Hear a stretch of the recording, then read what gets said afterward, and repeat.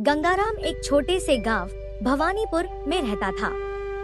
गांव के लोग उसे प्यार से गंगा कहते थे, लेकिन कई लोग उसकी दुबली पतली काया का मजाक उड़ाते थे।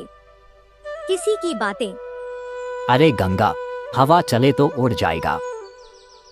तेरे बस का खेती वेटी नहीं है, कोई और काम कर ले। गंगाराम मुस्कुरा देता था, पर उसका दिल अंदर से टूट जाता था। वह चाहता था कि एक दिन वह सबको गलत साबित करे। उसका शरीर कमजोर था, लेकिन दिल वह लोहे जैसा मजबूत था। गंगाराम अपने बूढ़े माँ बाप और एक छोटी बहन राधा के साथ रहता था।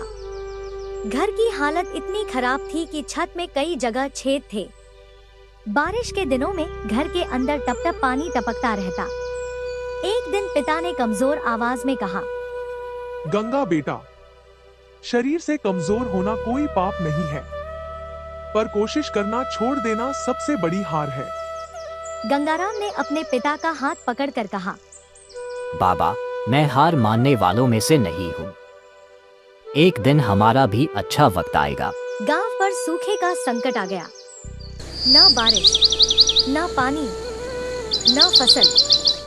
पूरा गांव परेशान था। गंगाराम की फसल भी सूख गई थी। घर में खाने के लिए अनाज भी नहीं था। बहन और माता पिता भूखे सो रहे थे। कमजोरी के कारण गंगाराम कई दिनों से ठीक से काम भी नहीं कर पा रहा था। लेकिन उसने खुद से कहा, गंगा, ये तेरी असली परीक्षा है। एक रात गंगाराम खेत में अकेला बैठा था। हवा भी शांत थी, जैसे प्रकृति भी उसकी कहानी सुनना चाहती हो। उसने आसमान की तरफ देखा और बोला, हे ईश्वर, मेरा शरीर थक गया है, पर मेरी आत्मा अभी भी लड़ने को तैयार है। यदि तू मेरे साथ है तो मैं खुद अपना रास्ता बनाऊंगा। उस रात गंगाराम ने फैसला किया, वह अपनी जिंदगी बदल कर रहेगा। चाहे लोग हंसें, चाहे दुनिया कुछ भी कहे। अगले ही दिन उसने घर के कोने में रखी टूटी कुदाल उठाई, मिट्टी में लगे पुराने जंग को साफ किया और खेत की ओर चल पड़ा। उसके पैर लड़खड़ा रहे थे, लेकिन आंखों में चमक थी। गांव के कुछ लोग यह देखकर बोले, अरे गंगा, तू अभी भी खेती करेगा?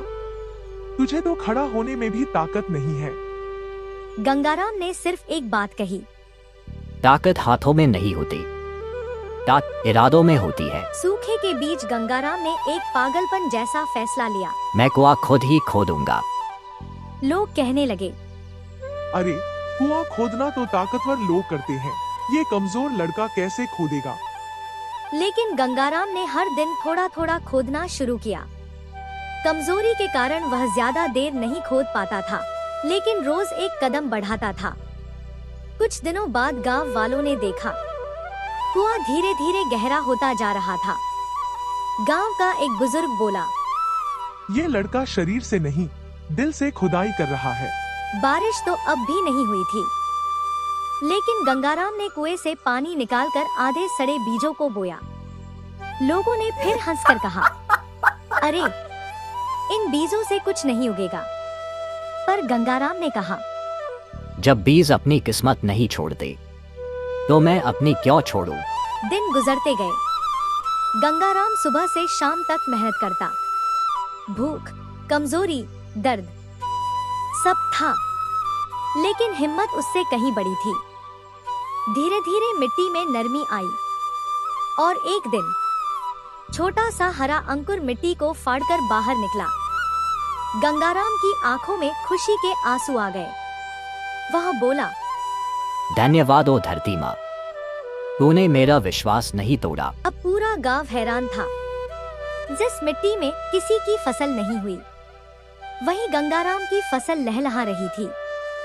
लोग उसके खेत के पास खड़े होकर देखते, कैसी अद्भुत फसल है ये लड़का वाकई कमाल कर गया। धीरे धीरे गंगाराम की मेहनत की चर्चा पास के गांवों में फैलने लगी। लोग उसे देखने आते, उससे सलाह लेने लगे। कुछ महीनों बाद जब फसल पूरी तरह तैयार हुई, वह गांव की सबसे हरी भरी और सबसे घनी फसल थी। मंडी में उसकी फसल सबसे अच्छे दाम पर बिकी। पहली पहली बार गंगाराम ने इतने पैसे देखे थे। उसने सबसे पहले अपने माता पिता के इलाज का खर्च दिया, बहन के लिए नए कपड़े खरीदे और घर की टूटी छत ठीक कराई। माँ ने उसकी आंखों में देखते हुए कहा, बेटा, भगवान ने तुझे कमजोर नहीं बनाया, तुझे लोगों को ताकत का असली मतलब सिखाने भेजा है। कुछ समय बाद जिला अधिकारी गंगाराम के खेत पर आए। उन्होंने कहा, गंगाराम, तुमने सबको दिखा दिया कि मेहनत कैसी होनी चाहिए। तुम हमारे जिले का गर्व हो। गंगाराम को सम्मानित किया गया। उसकी कहानी सोशल मीडिया पर फैल गई। लाखों लोगों ने उसकी मेहनत की तारीफ की। वह गांव का सबसे कमजोर लड़का था, लेकिन आज वह हिम्मत और संघर्ष का सबसे बड़ा नाम बन चुका था। एक दिन एक बच्चे ने उससे पूछा, गंगाराम चाचा, आपने सब कैसे कर लिया? गंगाराम मुस्कुराया और बोला, बेटा, कमजोरी हार का कारण नहीं होती। हार का कारण होता है कोशिश न करना। अगर दिल मजबूत हो तो शरीर कमजोर होकर भी चमत्कार कर सकता है। किसान की ताकत उसके हाथों की नसों में नहीं, उसके दिल की धड़कनों में होती है। जो दिल से मेहनत करता है, उसकी फसल भी दुआओं की तरह लहलहाती है।